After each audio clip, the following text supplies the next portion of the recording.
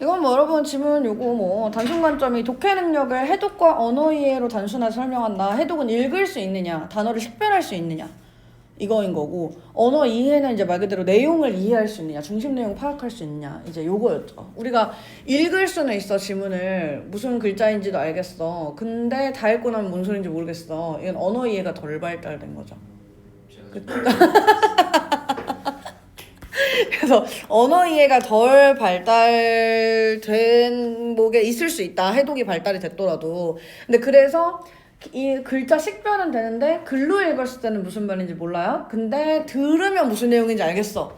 이거는 언어 이해를 완전히 이제 떼지는 못했지만 그동안 구어 의사소통, 말로 대화를 하면서 이게 좀 그 말을 이해하는 능력은 발달을 했구나, 이렇게 파악할 수 있다 그랬지. 그럼 지금 여기 3번에 B 봤을 때 B는 활동 자료에 있는 단어를 올바르게 발음하지 못했고 한눈에 식별하지 못했대요. 그러면 이거는 그 해독이 되는 거 안 되는 거야? 잘못 고른 거. 좋아요. 해독 안 되는 거죠. 그리고 활동 자료를 글로 읽을 때는 중심 내용 파악하지 못했지만 말로 들으면 파악했다. 이거는 뭐에 의해서 그 이 언어 이해는 된다고 보는 거야? 그쵸. 구어 의사소통에 의해서. 네, 여기에서 글읽기 경험을 통해서 내용 파악할 수 있게 되었다. 이랬으니까 틀렸죠? 구어 의사소통 통해서 파악할 수 있다고 해야 되죠. 그 다음에 두 번째 질문을 한번 보도록 하겠습니다. 요거 이제 뭐 다들 어려워하는 법 지문인데, 답을 먼저 알려드릴까요? 풀이를 먼저 해드릴까요? 답을 먼저 알려드려요. 4번에 1번, 5번에 4번, 6번에 2번. 6번이 정답 오답률이 되게 높대. 2번이랑 4번. 그 다음에 7번에 5번, 8번에 3번입니다. 지문을 한번 볼게요, 저희가. 법지문 이제 다들 어려워하는데 비해서 계속 나오는 영역이니까. 자, 조문으로 구성된 법규범인 성문법. 지금 법조문으로 구성된 법규범인 성문법, 굉장히 좀 어렵게 얘기가 나와 있는데 이건 그냥 문서화된 법이라고 생각하시면 돼요. 적어 놓을게요. 문서로, 그러니까 글자로 딱 쓰여 있는 법을 성문법이라고 합니다.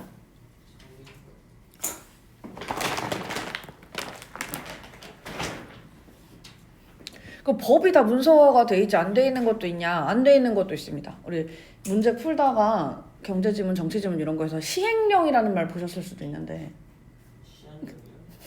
시행령이라는 말이 있어. 이게 기본적인 큰 틀은 성문법으로 정해놓고 그 세부 사항들, 뭐 예를 들어서 이제 환율 같은 거, 뭐 관세 같은 거, 관세 뭐 몇 킬로그램까지는 관세를 매기도록 한다. 뭐 이게 이제 성문법으로 나와 있으면 구체적으로 얼마를 매길 건지 이런 거는 그때그때 환율 같은 상황 봐서 대통령이 직접 정하게 하거든요. 그래서 그런 걸 시행령이라고 합니다.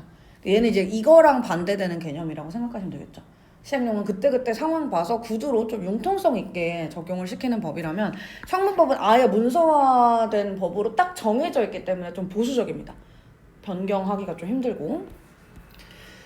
그래서 이 법의 의미를 파악하는 것을 법 해석이라고 합니다. 법은 사회 구성원들에게 보편적으로, 전체적으로 적용이 되는 규범이기 때문에 이 문서화된 법을 구성하는, 그러니까 법으로 써있는 이 단어나 문장 같은 건 일상적 의미에 충실하게 해석이 돼야 됩니다. 왜냐하면 이거는 사회 구성원들, 우리 국민들에게 전체적으로 평등하게 적용이 돼야 되는 거니까. 그러니까 우리 국민들이 자주 쓰는 글자들 기준으로 해석을 해야 된다는 거죠. 이거를 물리 해석이라고 합니다. 글자 그대로 해석한다, 이렇게 생각하시면 돼요. 문자 그대로 해석한다. 하지만 이 문자를 그대로 해석하는 것만으로는 내용을 제대로 파악하기 어려운 경우가 있어요. 말씀드렸던 것처럼 성문법은 보수적이기 때문에 이거를 융통성 있게, 유도리 있게 좀 왔다 갔다 적용을 시키기가 힘들 수 있거든요. 그리고 특히나 그거를 글자 그대로 읽으면 더 힘들어. 그래서 맥락을 고려해서 의미를 파악할 수 있습니다. 그래서 그 당시 이제 법이 쓰인 맥락 아니면은 이 상황적인 맥락에 따라서 의미를 좀 다르게 해석을 할 수가 있는데, 이렇게 맥락 고려해서 파악하는 걸 체계적 해석이라고 한대요. 그리고 입법 과정이라는 건 우리 법안이 발의돼서 그게 완전히 으로 땅땅땅 정해지기까지의 그 과정을 이야기하는 거잖아. 그래서 법을 만드는 과정에서 논의된 내용을 바탕으로 의미를 파악하는 것을 역사적 해석이라고 합니다. 이게 무슨 말이냐? 법을 만드는 과정에서 논의된 내용을 바탕으로 파악한다. 즉 법의 취지를 기준으로 판단을 하겠다는 거야. 이 법 왜 만들었는지, 어떤 역사적 사건이 있었기 때문에 제정하게 된 법인지, 그걸 기준으로 판단을 하겠다는 겁니다. 그래서 여러분 지문 다 뭐 읽어보셔서 아시겠지만 나지문 마지막 부분에 이런 얘기가 있어요. 이 특별법이 연대보증인한테도 적용이 되는지가 문제가 되는데 어떤 해석 방법을 따르느냐에 따라서 연대보증인한테 법을 적용시킬 건지 말 건지가 달라질 수 있대. 왜냐하면 이 법을 입법 과정에서 법을 만들던 당시에 연대보증인 보호의 필요성이 강조되었기 때문에, 그러니까 역사적 해석인 거거든요. 이 법을 만들던 당시에 연대보증인을 보호해줄 필요가 있어 라고 해서 만들어진 게 보증인 보호를 위한 특별법이기 때문에 이게 취지인 거야. 이 법이 만들어진 취지인 거예요. 연대보증인을 보호하자라는 취지에서 만든 법이기 때문에 역사적 해석을 하게 되면 이 특별법이 연대보증인에게도 적용이 될 수 있다. 요런 얘기입니다. 이거는 이제 나중에 우리 나지문 하면서 설명을 또 할게요. 그래서 가지문은 크게 이렇게 3가지 정도의 해석 방법이 있다라고 설명을 해주는 거였고, 예시도 좀 있어야 될 거 아니에요. 예시로서 담보라는 단어를 들 수 있다. 그래서 담보의 일상적인 의미, 사전적인 의미, 우리가 흔히 그냥 평소에 사용하는 의미로는 맡아서 보증한다 라는 의미로 사용을 할 수가 있습니다. 이런 일상적인 의미로 사용되는 거는 뭐 예를 들자면 구조물의 안전을 담보하기 위한 검사, 구조물의 안전을 보증하기 위한 검사, 이런 뜻이죠. 여러분의 성적을 제가 담보하겠습니다. 이러면 내가 책임지고 성적을 올려주겠다. 이런 말이죠. 그래서 그런 사전적인 의미로 쓸 수 있고, 하지만 이제 성문법 조문에서 문서화된 법에서는 다른 의미로 해석이 되기도 한다. 맥락을 고려해서. 그래서 이 맥락을 고려했을 때, 체계적 해석을 했을 때 담보라는 단어가 어떤 의미로 해석이 될 수가 있느냐에 대해서 여기서 이제 이 밑에서 쭉 설명을 해주는 거야. 여기까지 이해되십니까, 여러분? 이해 안 되는 부분 없어? 정말? 맥락에 따라서 해석하는 게 무슨 해석이에요? 체계적 해석, 그쵸? 그 다 법에 사용된 단어가 사용된 맥락에서. 담보는 유상계약의 맥락에서 본다면 이때 유상계약이라는 건 당사자가 계약의 당사자끼리 서로 대가를 주고받을 것을 약속하는 계약을 뜻한대요. 뭐 예를 들자면 이제 매매 계약, 뭐 물건 판매하는 그런 계약들 있죠. 그런 것들은 유상계약이 되는 거야. 왜냐면 물건 판매라는 거, 내가 이거를 윤영이한테 3만 원 주고 팔게 되면은 윤영이는 이 물건을 가지고 나는 3만 원을 받게 되는 거잖아요. 당사자 간에 물건이 오가죠. 대가가 오가죠. 그래서 이건 유상계약이 되는 거야. 그래서 그런 유상계약의 맥락에서는 거래 대상의 값어치를 보장한다라는 의미로 해석이 됩니다. 이걸 내가 3만 원 받고 팔았으면 이거는 최소한 3만 원의 가치는 있어 라는 걸 내가 보장해 주는 거라는 거야. 여기 이해되세요? 그래서 유상계약의 일종의 매매계약, 방금 물건 사고 파는 거라 그랬어요. 매매계약에서 목적물, 그 대상이 되는 물건을 말합니다. 이 물건이 계약 체결 당시부터 있었던 하자 때문에 값어치를 하지 못하는 상태다. 예를 들면은 요 물건은요, 이거 뭐에 쓰는 물건이 이게? 책 이게 종이 안 날아가게 눌러놓는 거거든요. 근데 뭐 내가 뭐 실수를 해가지고 이 안에 유리를 다 깨뜨리고 빼먹어서 요 겉껍데기만 남았어. 그래서 올려놓으면 너무 가벼워서 입김만 훅 불어 날아가는 거예요. 목적을 달성해요, 못해요? 못합니다. 그쵸? 그래서 이제 계약을 체결 당시부터 있었던 하자 때문에 이 3만 원만큼의 값어치를 못하는 상태다. 그러면 매도인, 물건 판 사람이죠. 물건 산 사람은 뭐야? 그쵸, 매수인이죠. 그래서 매도인은, 물건을 판 사람은 그 하자 발생의 원인이 무엇이든 간에 담보 책임을 져야 됩니다. 설령 이게 깨트린 게, 그래 좀 하지 마. 이걸 깨트린 게 내 잘못이 아니야. 시연이가 실수로 지나가다 쳐서 깨진 거야. 그렇다고 하더라도 내가 물건을 팔았으면 내가 거기에 대한 책임을 져야 되는 거야. 요거 이해되세요? 요런 맥락이에요. 그래서 그 책임의 내용은 기본적으로는 손해배상의 원칙입니다. 이거 내가 3만 원에 팔았는데 물건을 뭐 올려놓지 못하게 됐으니까 내가 10,000원 손해배상 해줄게. 이렇게 하는 게 원칙이라는 거야. 하지만 만약에 이제 이건 좀 심각한 하자잖아요. 그래서 윤영이가 이거를 굉장히 이제 중요한 상황에 쓰려고 바람이 막 쌩쌩 불 때 바깥에 종이를 잔뜩 쌓아둬야 될 일이 있어서 그걸 좀 해결을 하려고 물건을 샀었는데 이게 가벼우니까 하나도 이 본래 일을 못 하잖아요. 그래서 윤영이가 바깥에 올려놨던 중요한 서류들이 싹 다 날라갔어. 그러면 윤영이 원래 목적을 하나도 달성하지 못했죠. 그럼 이런 경우에는 좀 심각한 상황이잖아, 이런 거는. 그래서 매수인이 목적을 달성할 수 없었던 경우에는 계약을 파기하고 아예 이거 그냥 싹 다 3만 원 환불해 주세요, 쌤. 이렇게 할 수 있다는 거야. 법적으로 보장될 수 있다는 겁니다. 이해되시죠, 여기까지? 근데 이제 다만 매수인이 계약 체결 당시에 물건을 살 때 이 하자가 있었다는 거를 알았거나 아니면 알 수 있었던 거면 환불은 안 된다. 그래서 우리 중고거래 같은 거 할 때 그 물건 꼭 앞에서 이제 확인해보고 열어보고 사용해보고 하라고 하는 이유가 그냥 이제 대충 보고 뭐 괜찮은 거 같네요, 살게요 이렇게 돈 주고 오면은 환불이 안 돼요. 알 수도 있었기 때문에 자세히 살펴보지 않은 내 잘못이기 때문에 그 경우에는 환불이 안 됩니다. 요거 얘기하는 거예요. 되시죠? 이제 한편 담보는 채권이 뭘까?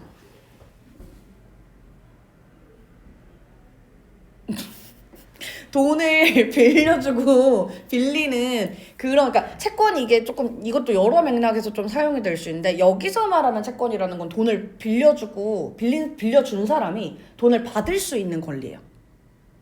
여기에서는 이게 만약에 뭐 회사에서 자금 융통을 하기 위한 용어로 쓴다고 하면은 돈을 빌려줬다라는 증서 뭐 이런 게 되는데 지금 여기에서는 돈을 빌려주고 내가 그거를 되받을 수 있는 권리를 의미합니다. 그래서 그런 맥락에서의 담보는 채권의 실현 가능성을 보장. 무슨 말이야? 무슨 말일까? 채권의 실현 가능성을 보장한다는 게 무슨 말일까요?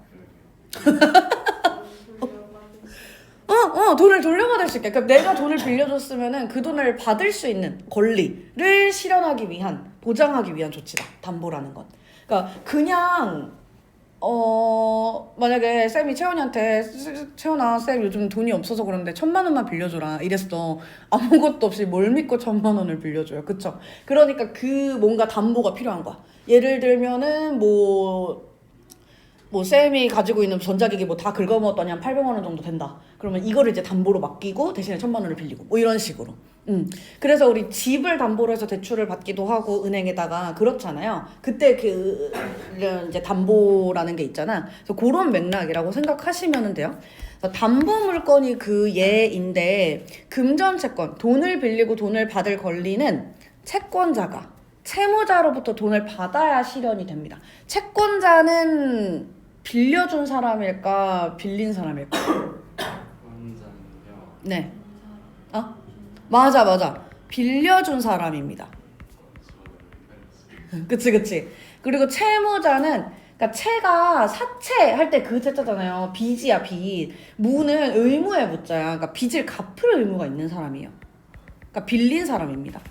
갚을 의무가 있는 사람이라서.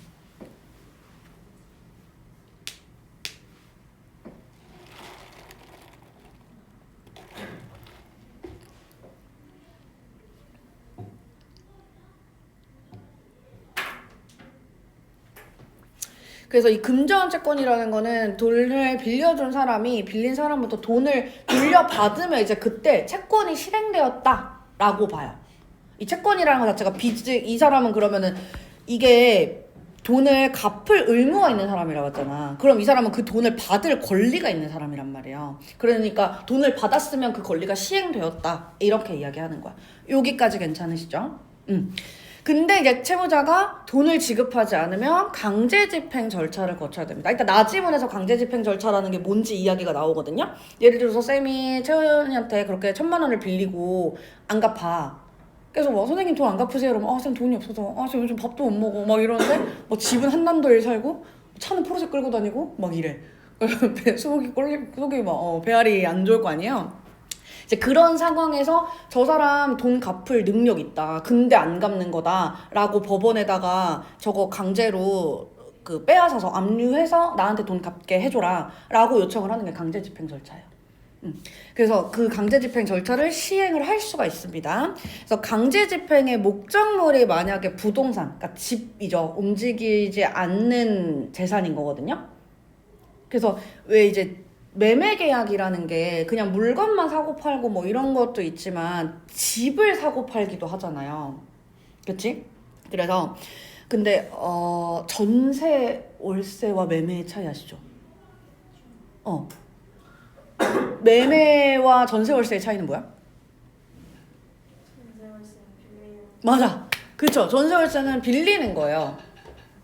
그러니까 집주인이 만약에 이제 재민이가 집주인 건물주야. 그러면 내가 그 건물의 한 칸만 내가 빌릴게 해서 보증금 뭐 3천만 원 이렇게 주고 그 약속된 기간 동안 그 공간을 내가 사용을 하는 거거든요. 나갈 때는 재민이가 저한테 다시 3천만 원 돌려줘야 돼요.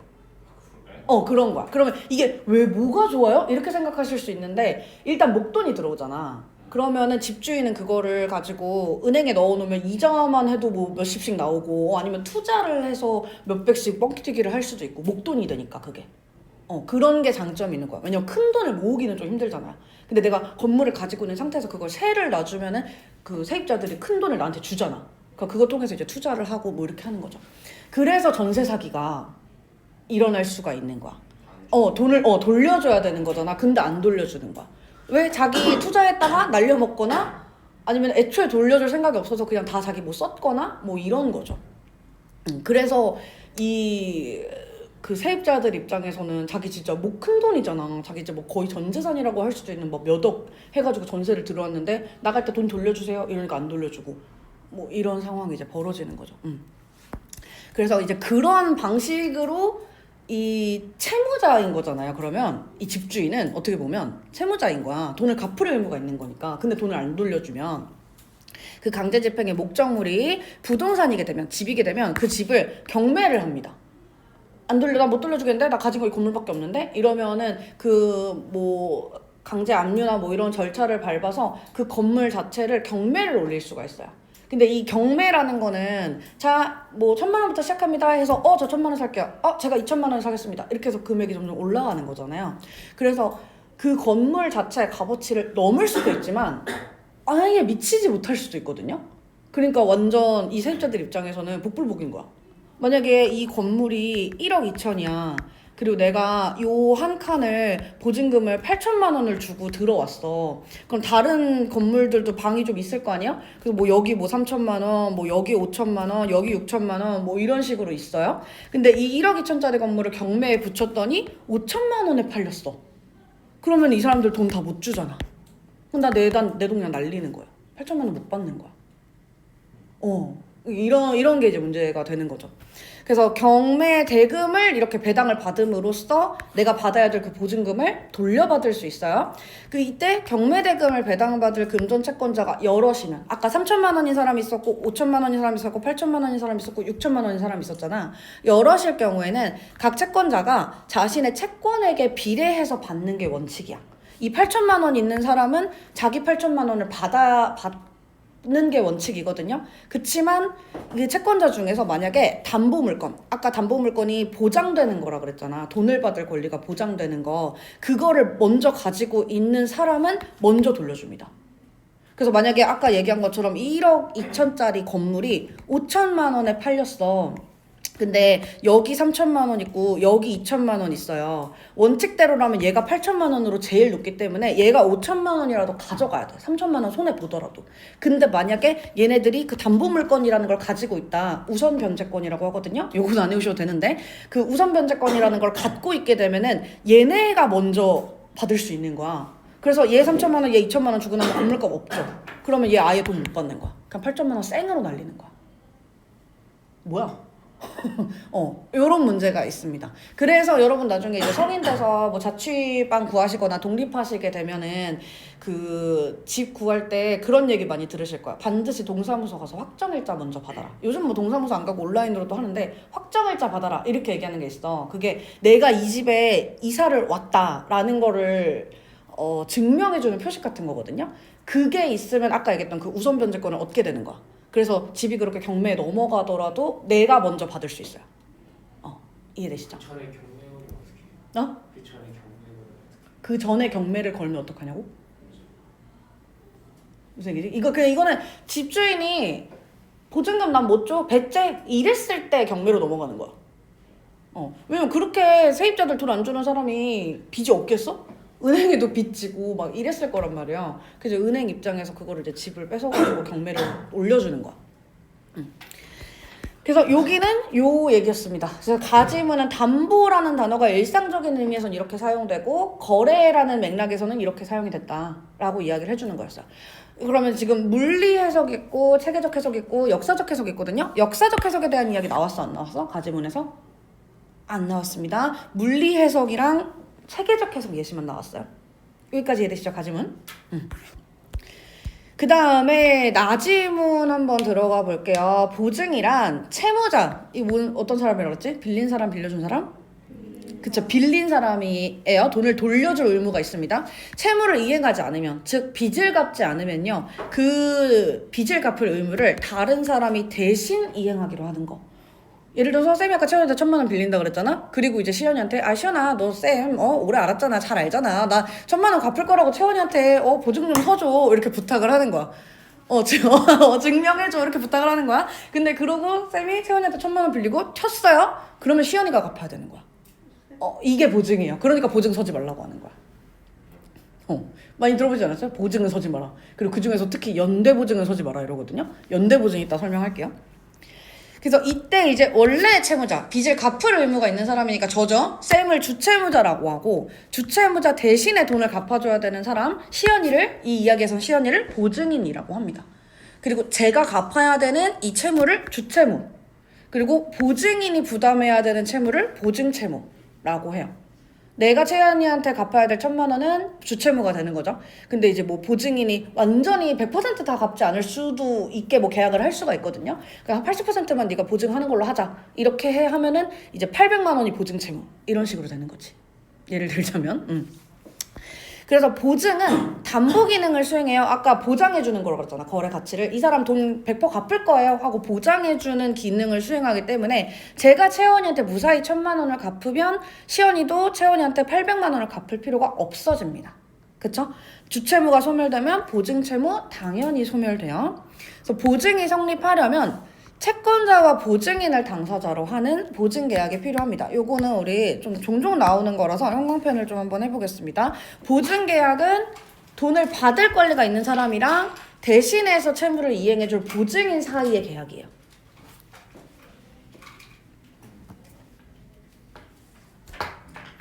그러면 잠깐 한번 볼게요. 여러분 필기는 안 하셔도 됩니다. 여기만 밑줄 쳐주시고.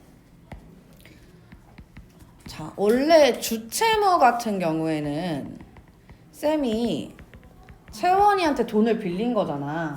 그러니까 채원이가 쌤한테 1,000만 원을 빌려준 거고요. 쌤이 채원이한테 빚을 갚을 의무가 있는 거야. 그쵸? 그래서 1,000만 원을 돌려주겠죠? 이거는 우리 둘 사이에 거래가 성립하는 거잖아요. 내가 1,000만 원을 받고 다시 1,000만 원을 돌려주는 대가가 왔다 갔다 하는 거거든요. 그렇기 때문에 얘는 유상계약이 돼. 근데 보증계약은 아까 누구랑 누구, 우리 현관펜 친 거 누구랑 누구 사이에 있는 계약이라 그랬어? 그쵸.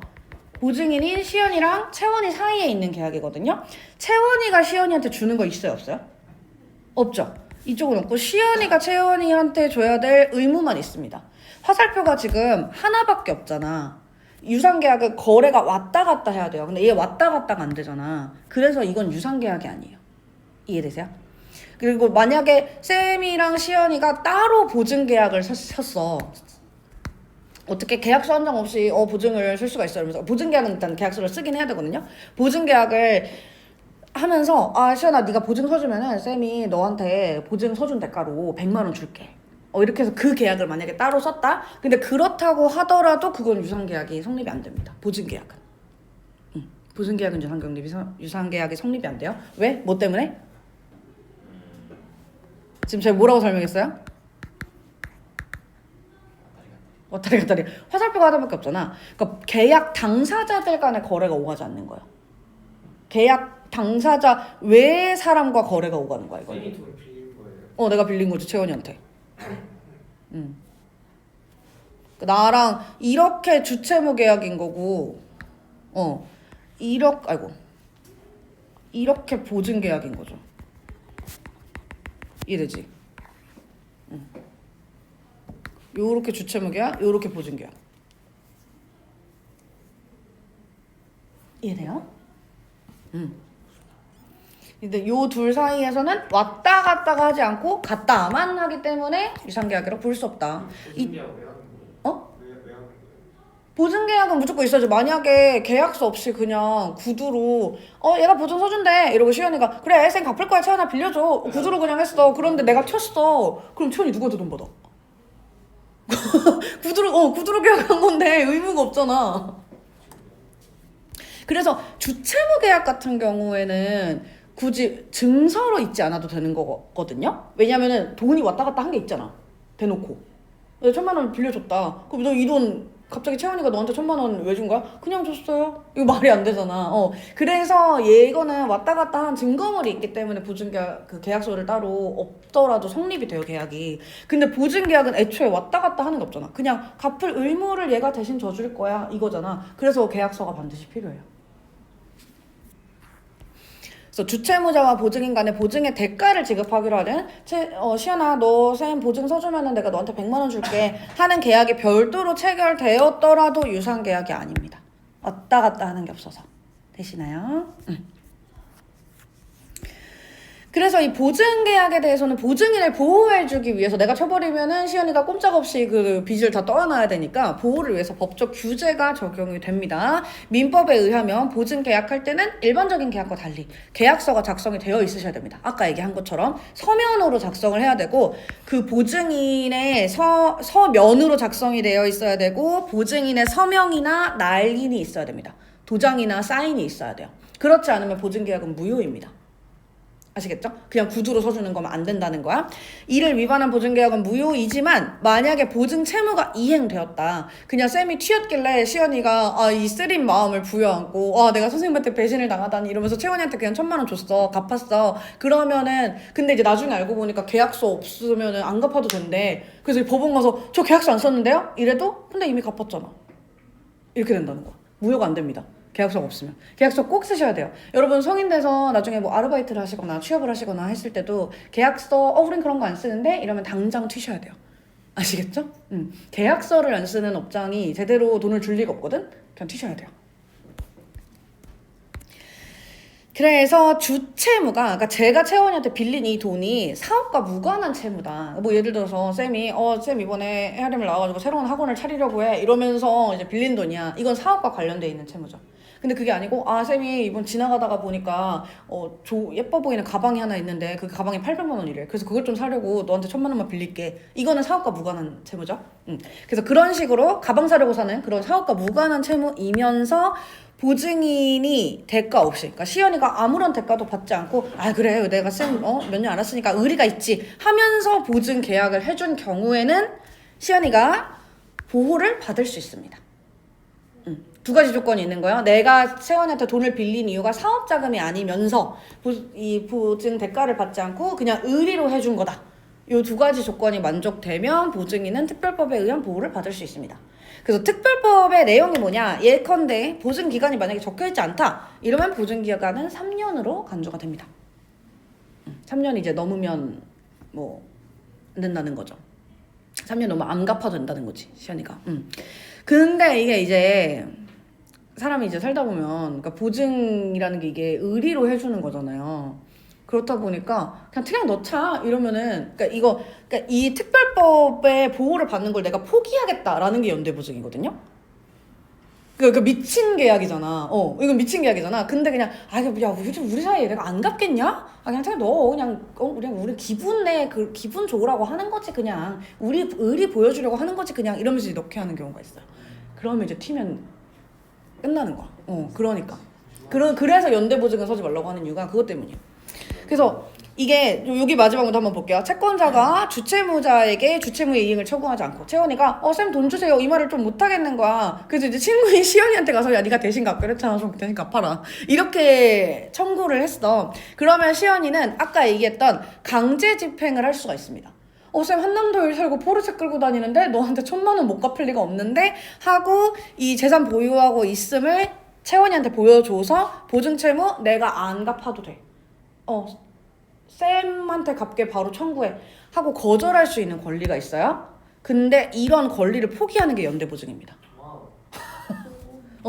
그러니까 내가 포르쉐 타고 다니고 한남더위에 살고 막 좀 오마카세 먹으러 다니고 이러는데 1,000만 원을 못 갚겠다고 하면은 그냥 시연회가 갚아야 되는 거야. 말도 안 되는 계약이죠. 근데 이걸 넣을 수 있다는 거지. 연대보증을. 미쳤지. 그니까. 저도 키면 안 돼. 범죄자가 되는 거야. 제가 되는 거예요. 그러니까 물론 저도 되겠지만, 저도 되겠지만, 나야 빌린 돈이 있으니까 당연히 범죄자가 튀었을 때 범죄자가 되는 건 제 선택이죠, 제 책임이죠. 근데 너는 아무 그게 없잖아. 넌 아무 받은 대가도 없는데 끽해봤자 보증해주기로 한 약속으로 100만 원 받고 범죄자 돼서 쫓겨다니는 거예요. 말이 되냐고. 근데 이제 이런 거를 이제 악용을 하는 거지. 내가 뭐 요즘 뭐 일이 좀 끊겨가지고 뭐 돈이 잘 없다, 하루 한 끼 먹기도 좀 힘들다, 그런 사람한테 가서 야 너 보증 서주면은 300 줄게 이렇게 하고 3,000만 원 보증을 서게 한 다음에 튀는 거야. 연대 안 하면 돼요. 그래서 절대 하지 말아야지. 근데 당장에 돈이 급한 경우에는 하는 사람 있을 수 있죠. 근데 내가 지금 당장 오늘 먹을 것도 없어. 근데 300 그냥 준대. 그리고 뭐 10년, 20년 알았던 친구야. 그 10년, 20년 알았던 친구니까 설마 튀겠어? 근데 당장 나 보증 대가로 300만 원 준다고? 아 그래 나 오늘 먹을 것도 없는데. 이러고 드는 거지. 서주는 거죠. 그러니까 안 되는 거예요. 그래서 아까 얘기한 게 요겁니다. 연대보증인한테도 이 특별법을 적용을 시킬 거냐. 왜냐하면 연대보증이라는 것 자체가 이 강제집행 그 이행을 거절할 수 있는 권리인 건데, 이 권리를 포기한 사람한테도 아까 얘기했던 이 보증기간을 3년으로 간주되는 등의 특혜를 줄 거냐, 적용을 해줘야 되냐 라는 논쟁이 있을 수 있다. 근데 그게 어떤 해석 방법을 따르느냐에 따라서 다를 수 있어. 물리적 해석을 한 경우에, 물리 해석을 한 경우에는 보증인 보호를 위한 특별법이잖아. 연대보증인이라고 써있지 않거든요. 그래서 글자 그대로 읽으면 연대보증인한테 이걸 해줄 수는 없는 거야. 왜냐면 연대보증인 자체가 이런 특별법에 대한 권리를 포기하는 거니까. 근데 이제 역사적 해석을 하는 경우에는 그 당시의 입법 과정의 취지를 생각해보면 연대 보증을 좀 보호해줘야 돼, 보증인들을 좀 전체적으로 다 보호해줘야 되지 않을까? 이런 이야기가 오갔기 때문에 역사적 해석을 하면 특별법이 연대 보증인한테도 적용이 돼야 된다라는 거죠. 되시나요, 여러분? 이런 얘기였어요. 4번은 여러분 풀이 안 해드려도 되죠? 아시죠? 가 해석 방법은 아니고, 나는 이제 보증계약에는 뭐 서명 있어야 되고, 그 다음에 특별법 적용될 수 있고, 연대보증은 권리 포기하는 거고, 요런 얘기하는 거지. 응? 아, 나 9번은 답을 안 불러줬네? 잠깐만. 그냥 헤아려 할 수도 있어요. 아니, 볼게. 헤아릴 때 헤아려. 잠깐만요. 이루는 생각하는, 깨뜨리는, 완성되는, 명명하는. 아닌 거니까요. 이루는, 생각하는, 깨뜨리는, 구성, 이루어는. 5번이네요. 5번이겠다. 5번이고요. 9번에 5번. 적어놔야겠다. 다 불러주는 거를 까먹어서.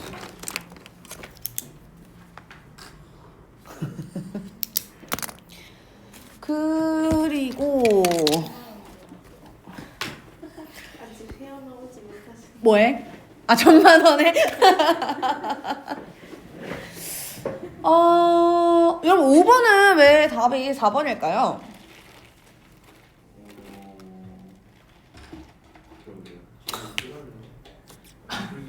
얘를 어떻게 풀어내는 그냥 다른 데 그리고 우리 유상계약의 예시로 아까 매매계약 들었어요. 그럼 거래대상의 값어치를 보장하는 의미로 해석되는 거 맞거든요. 근데 교환대상이면은 그 유상계약에서 물건이랑 돈이 될 거 아니야. 대부분의 상황에서 값어치가 일치한다. 그럴 필요는 없지.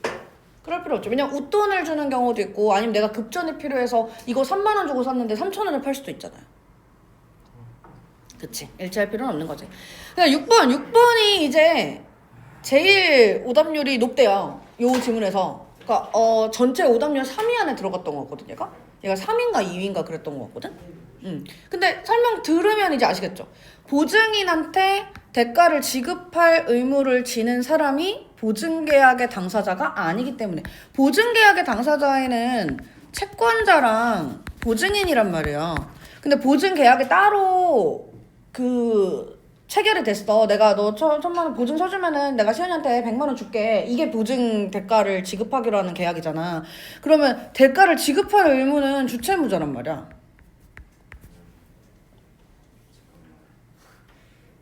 차근차근 보시면 돼요. 그래서 만약에 여러분이 이제 문제를 푸실 때 생각을 한다고 하면은 지금 여기 보시면 보증이 성립하려면 보증계약이 필요하다. 보증계약은 보증인에게만 채무를 발생시키기 때문에 유상계약이 아니다. 그럼 이 말을 들었을 때 우리가 생각을 해야 되는 거야. 아, 유상계약이라는 건 아까 거래 당사자 간의 대가가 발생해야 된다고 했는데 보증계약은 보증인한테만 채무를 발생시키고 그 다른 당사자인 채권자한테는 무언가를 발생시키지 않으니까 채권자가 보증인한테 뭘 줄 필요는 없으니까 유상계약이 아니겠구나 이렇게 생각을 하고 들어가셔야 되는 거죠. 그럼 핵심은 우리 아까 여기 위에서 어디 갔냐? 유상계약 얘기가 여기 있을 건데 유상계약은 요거였잖아. 당사자가 서로 대가를 주고받을 것을 약속하는 계약을 뜻한다. 그럼 우리가 저 밑줄친 문장이랑 그 위에 방금 우리가 읽은 그 문장을 읽어봤을 때 유상계약의 개념에서 제일 중요한 부분은 여기라는 거죠. 당사자. 아, 당사자여야 되는 거구나. 이렇게 알 수 있지. 요거 맥락 이해되세요? 왜 당사자가 제일 중요한 건지? 보증인에게만 채무를 발생시키기 때문에 유상계약이 아니다. 아, 그러면 이 계약에서 계약 당사자는 채권자랑 보증인인데 보증인만 뭔가 발생하니까 당사자가 여기까지겠구나. 당사자가 서로 대가 주고받는 거. 이게 중요한 거구나. 이렇게 아셔야겠죠. 그래서 정리하면 이렇게 됩니다. 보증인에게 대가를 지급할 의무를 지는 사람은 주채무자고 보증계약의 당사자는 채권자와 보증자이기 때문에 유상계약이 될 수 없다. 이렇게 이해하시면 돼요. 그 다음에 7번 같은 경우에는요, 여러분, 채권자가 연대보증인도 어쨌든 넓은 범위에서 보증인이잖아. 그 보증계약이라는 것 자체가 주채무가 소멸되면 보증 의무를 이행할 필요가 없어요. 내가 채원이한테 1,000만 원 갚았는데 시원이가 뭐하러 채원이한테 800만 원 줘. 그치? 그럼 채원이는 가만히 앉아가지고 800만 원 이득을 보는 거죠. 그렇게 되게 되면. 그렇기 때문에 보증채무를 이해할 필요가 없다라고 보시는 게 맞고, 다른 거 선택하신 분들 있을까요? 대가 없이 보증계약을 한 자여야 한다. 대가 없이 보증계약을 하면은 뭐가 돼?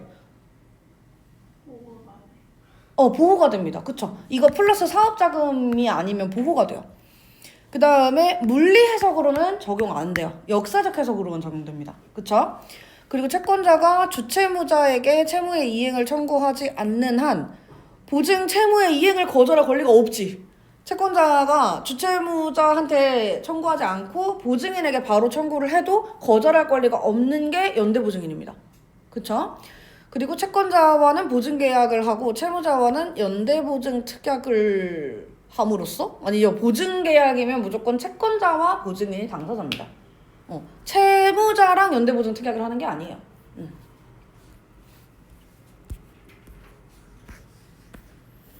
그 다음에 8번. 지금 요거 상황을 보니까 아주 똑입니다. 갑이 예술품을 1년에 한 점씩 4년간 을에게 납품하고 대금을 500만 원씩 매년 받기로 했는데 이제 을이 500만 원을 줘야 돼요, 갑한테.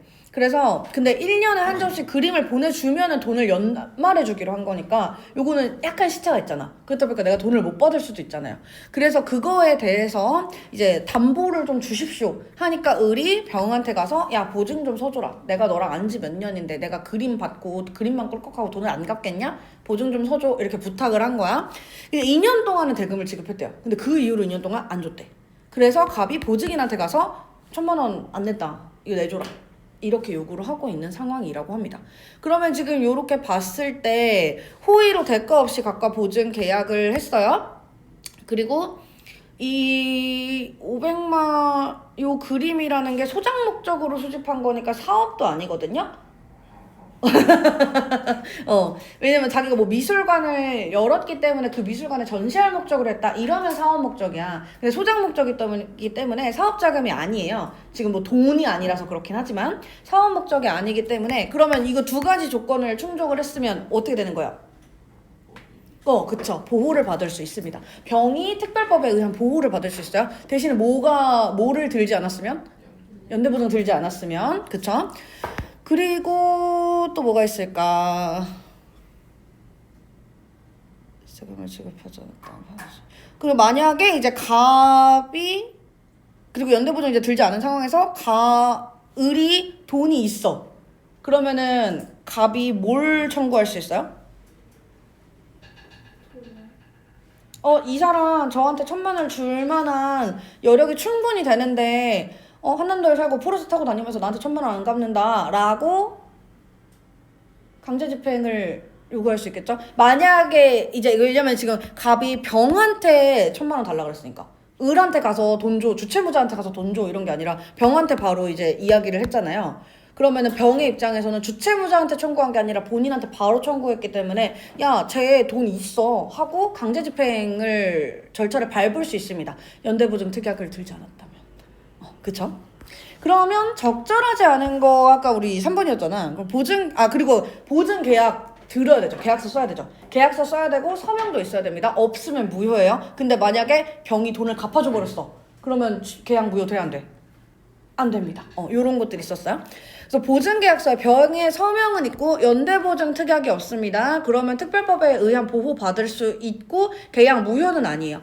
을에게 강제집행 대상이 있음을 병이 갑에게 증명한다면 1,000,000원 지급 거절할 수 있습니다. 연대보증 특약 들지 않았기 때문에. 그쵸? 되시나요? 다른 것들도 혹시 좀 보셔야 되나요? 갑이 납품한 예술품에 갑의 행위와 무관한 하자가 있다면 손해배상을 받을 수 있어야 되는데 계약 체결 시점에 알고 있었다 혹은 알 수 있었다 그러면 받을 필요 없습니다. 해줄 필요 없습니다. 손해배상 해줄 필요 없고 그 다음에 하자가 있어서 을에게 손해가 발생했으면 을이 그 하자에도 불구하고 계약의 목적을 달성할 수 있었다 그럼 환불까지는 안 돼요. 아까 전에 이제 조건이 계약의 목적을 달성할 수 없었다면 환불을 받을 수 있다 그랬으니까 3번이 이제 답이었고 보증계약서가 작성 안 됐습니다. 그러면 무효입니다. 이거 뒤에 연대보증 특약이 없다 이런 거 읽을 필요도 없어. 계약서 작성 안 됐으면 보증 무효예요. 근데 병이 돈을 지급해버렸어. 그럼 무효 안 됩니다. 그쵸? 보증계약서에 병의 서면도 날인도 없습니다. 무효가 들어가야 돼요. 연대보증 특약이 있는 경우 보증인 보호를 위한 재특별법 위조를 어떤 방법으로 해석하든 이 계약은 무효이기 때문에 지급할 의무가 없습니다. 계약 자체가 무효라서.